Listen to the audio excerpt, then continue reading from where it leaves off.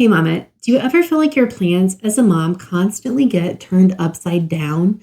You think you have everything lined up, and then the baby has a blowout right as you're heading out the door. Or your kid wakes up sick the morning of a long awaited field trip. And those are just the small things. Then there are bigger ones: anxiety struggles, unexpected diagnoses, chronic issues you never saw coming. Later in this video, I'll share how something as ordinary as brushing my teeth has become one of my favorite ways to really trust God with my parenting. You're not going to want to miss that.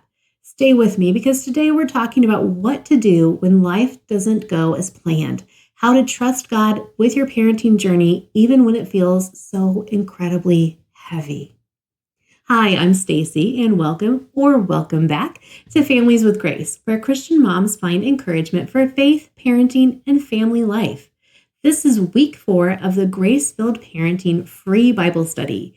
Each week I've been sharing encouragement, biblical truth, free principles, and practical steps you can put into action right away. No waiting needed. You can get this week's free printable, which is prayer cards of prayers for your children, by signing up for the study emails or inside the private Christian Moms with Grace Facebook group. I have links for all of that in the description. And if you have missed any of the weeks of this study, don't worry. I've linked the full Grace-Filled Parenting playlist in the description as well, so you can catch up anytime. So let's get going and talk about how we can trust God with our parenting journey. I'll be honest, I like to plan things. Some people call it being organized, but if I'm really honest, it's probably more about control. I feel better when I know what's happening and when it's happening. If I could plan every moment of the day, I probably would. But motherhood taught me early on that my plans do not always hold. It started with my daughter's birth, my oldest. Her birth ended in forceps, which is something I didn't even realize was an option. That was my first big reminder that God and not me holds the plan. The reminders just kept coming. The toddler years when sleep was non-existent, basically. The family trips that got interrupted by sickness or even hurricanes. The ongoing journey with my daughter's chronic pain. Again and again, my carefully made plans unraveled. Parenting is heavy sometimes. We carry the weight of guiding our kids, shaping their hearts, and trying to make all the right decisions. But here's the truth. God never asked us to carry that weight alone. Isaiah 40:11 has been an anchor for me. It says, "He tends his flock like a shepherd. He gathers the lambs in his arms and carries them close to his heart. He gently leads those that have young." I love that it says he gently leads us as moms. God doesn't lead us with a heavy hand. He knows our sleepless nights and messy days, our anxious hearts and derailed plans. And he leads us with gentleness. Then Proverbs 3:5 and 6 remind us, "Trust in the Lord with all your heart, and lean not on your own understanding. In all your ways submit to him, and he will make your paths straight." Parenting shows me again and again how little control I actually have. But when I choose to trust God instead of clinging to my plans, I find peace. He makes the path straight, even when I can't see where the path is going.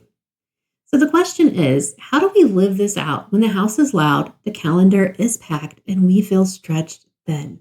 Let's get practical with 3 simple ways to trust God with your parenting journey starting this week. Plus, I have a bonus 4th one coming that you don't want to miss. The first one is to begin the day with surrender. Before your feet hit the floor, pray, "Lord, today I trust you with my children." That one simple moment of prayer, that's one sentence, shifts the tone the entire day. It's simple, but it's a powerful way to start your day with God, keeps him at the center before the chaos even begins. The second way is one of the most impactful. Lay down one burden. Maybe it's guilt from yesterday or pressure to be the perfect mom. Each day, pick one weight and release it into God's hands.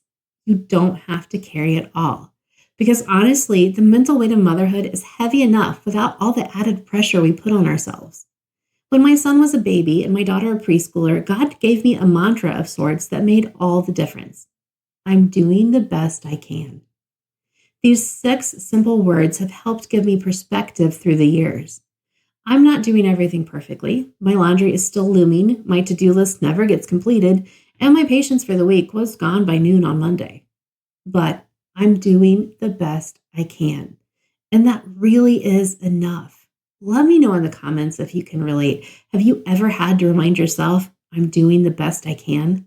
I would love to know that I'm not the only one. The third way sounds easier than it often is. Trust God with the outcomes. Write down one fear or what if you're holding on to about your child. Then pray over it and hand it to God, remembering that He is the one who transforms our hearts. Here's the kicker though. Once you hand it to God, don't pick it back up. Easier said than done, right? I've been dealing with health issues with my daughter recently, and leaving those worries in the hands of God and not picking them back up has been a struggle. I want to take control. The truth is, though, I have absolutely no control anyway. This is much better left in the hands of my Heavenly Father than in my own hands anyway. Then let's talk about that bonus idea I have for you. Create anchors of trust. Pair small faith habits with everyday tasks. Whispering a prayer while folding laundry, posting a verse on your bathroom mirror, or repeating a breath prayer walking to your car for running errands. These tiny rhythms remind you of God's presence and His gentle leading. I tie some faith habits to hygiene I do daily. For example, every time I start brushing my teeth in the morning, I pray for my husband, children, and myself for the day ahead.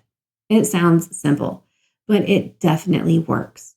So just to recap, begin your day with surrender, lay down one burden, trust God with the outcomes, and create anchors that remind you of His presence. Which one of these do you want to start with this week? Let me know. Here's something else to think about this week. What is one area of your parenting where you need to release control and trust God more fully? That's a little bit difficult. So make sure to think about that. You can drop it in the comments, write it in your journal, but just really ponder about that. Pray about that. To help you with this, I also have a free printable of prayer cards with prayers for your children that are part of the Grace-Filled Parenting Study this week. They're short but powerful. They're perfect for those moments when you don't have the words but want to lift your kids up to God. You'll get that when you sign up for the Grace-Filled Parenting Study emails. You'll also receive my free 7-day devotional for moms, and I'll send you encouragement and printables for future studies as well. If you'd like to go deeper, I've created the Grace-Filled Parenting Study Journal. It's designed with daily prompts, breath prayers, affirmation cards, and reflection space to help you slow down and notice God at work in your family. You can grab that through the link in the description. Of course, join the Christian Moms with Grace Facebook group where we're talking through these topics together and encouraging each other daily. We have lots of great conversations in the group. And remember, this is the final week of the Grace-Filled Parenting Study, but it's not the end. I've got more encouragement and future free studies coming, so be sure to hit subscribe now because you don't want to miss what's ahead. Mama, you don't have to have it all together. You don't need to figure out every step of your kid's future because you can't anyway. You just need to trust the one who holds it all in His hands. So keep showing up, keep trusting, and never forget you are not parenting alone.